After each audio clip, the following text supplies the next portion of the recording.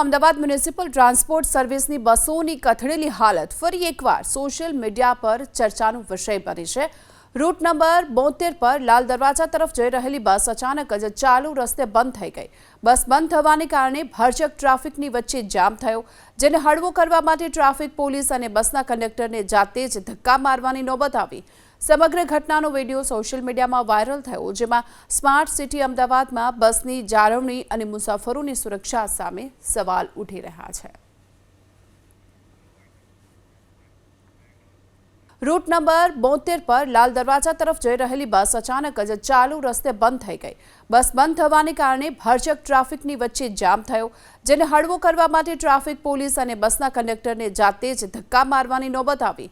સમગ્ર ઘટનાનો video social મીડિયામાં વાયરલ થયો, જેમાં સ્માર્ટ સિટી અમદાવાદમાં બસની જાળવણી અને મુસાફરોની સુરક્ષા સામે સવાલ ઉઠી રહ્યા છે।